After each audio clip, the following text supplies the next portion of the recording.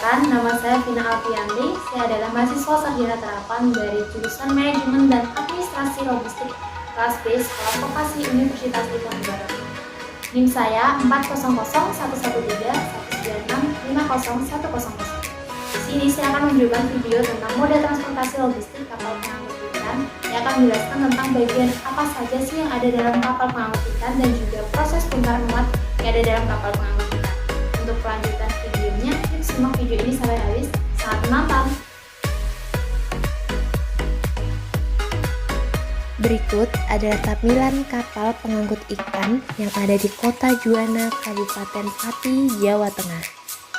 Kapal ini memiliki panjang di bagian permukaan yaitu 34 meter, sedangkan panjang di bagian bawah air adalah 22 meter. Dan lebar kapal ini mencapai 9 meter. Bahan baku dalam pembuatan kapal ini adalah kayu bengkirai dan merbaut yang dinilai mampu bertahan dalam air dan tahan dalam segala cuaca yang ada.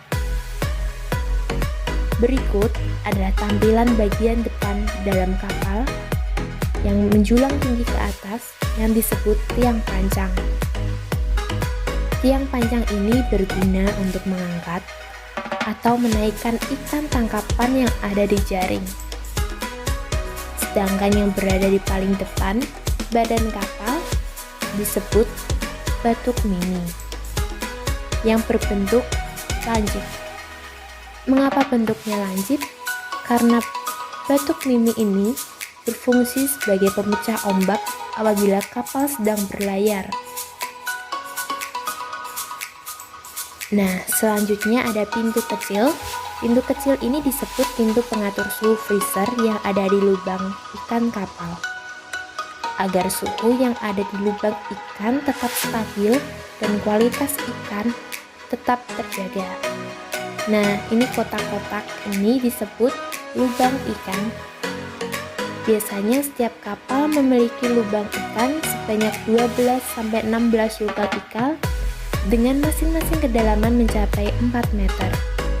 Dan satu unit kapal dapat membawa ikan ke daratan sebanyak 15-20 ton setiap berlayar. Dan waktu yang ditempuh dalam sekali berlayar adalah 6-8 bulan. Kapal ini berlayar sampai wilayah ujung timur Indonesia, yaitu Papua. Lubang ikan ini disusun memanjang.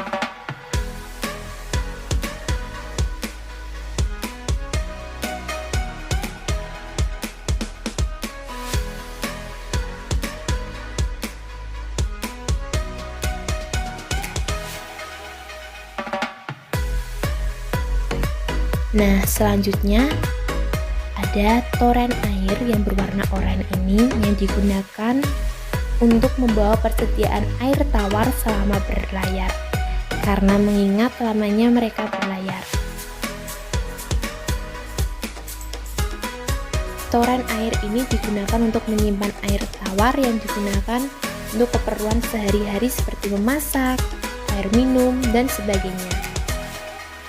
Selanjutnya di sini ada terlihat gulungan tali tampar yang digunakan untuk pengangkatan jaring ke permukaan. Nah, selanjutnya ada bagian kapal yaitu kamaran dan ruang kemudi. Kamaran digunakan untuk tempat beristirahat para anak buah kapal dan juga nahkoda kapal. Dan kamaran ini letaknya di bagian atas kapal. Nah, seperti inilah tampilan bagian atas kapal, yang bagian ini terdapat lampu dan juga cerobong asap mesin kapal.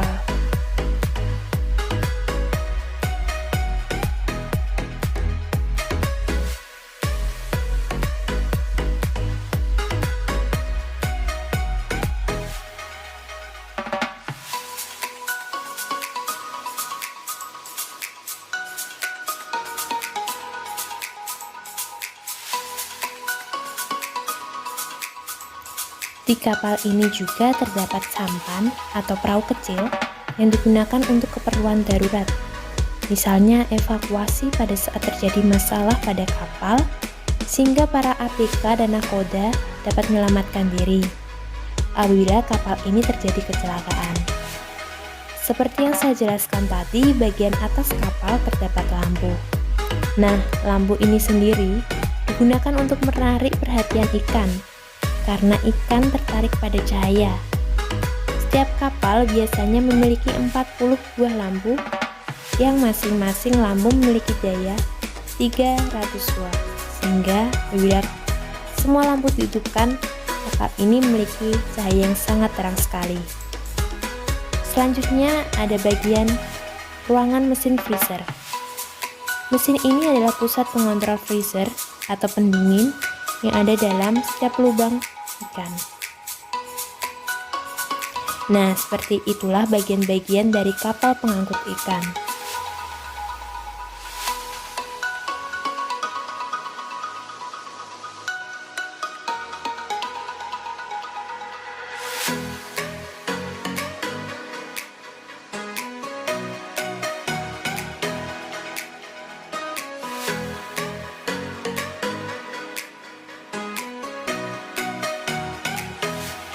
Next, selanjutnya adalah proses pembongkaran ikan dari kapal. Proses bongkar ikan ini dilakukan setelah kapal tiba di tempat pelelangan ikan. Dan proses bongkar ikan ini mengerahkan kurang lebih 50 orang setiap kapalnya. Karena dalam proses bongkar ikan juga harus memperhatikan ukuran setiap ikan, sehingga ikan dipilah-pilah menurut ukurannya. Apabila sudah dipilah menurut ukuran masing-masing ikan, ikan kemudian diletakkan di wadah persegi panjang yang dinamakan basket. Proses bongkar ikan ini biasanya berlangsung pada waktu malam hari dan selesai pada fajar pagi hari. Mengapa proses bongkar ikan ini dilakukan pada waktu malam hari? Karena pada waktu pagi hari menjelang proses pelelangan ikan dimulai, sehingga ikan tidak terlalu lama berdiam di tempat pelelangan ikan. Pelelangan ikan juga terjadi seperti pada umumnya pelelangan barang. Pertama, harga ikan akan dibuka sesuai dengan ketetapan. Kemudian, para pengepul akan melanjutkan penawaran harga ikan.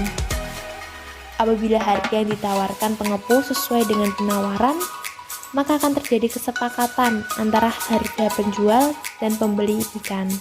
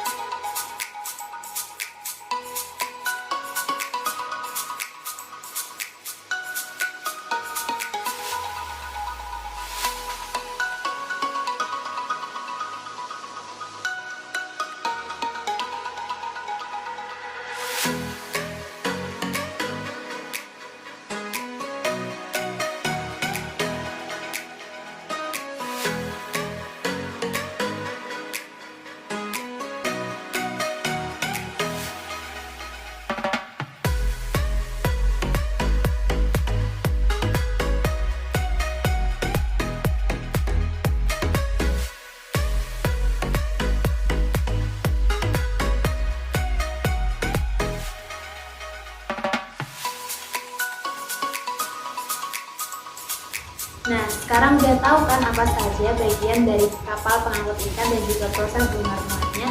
Sekian video yang dapat saya bagikan untuk kalian semua. Semoga dapat bermanfaat bagi kalian yang mencari tentang sumber-sumber apa saja sih bagian yang ada dalam kapal pengangkut ikan ini. Sekian video dari saya. Apabila ada kekurangannya, saya mohon maaf sebesar-besarnya. Oh ya, jangan lupa buat komen, like, and subscribe ya. See you!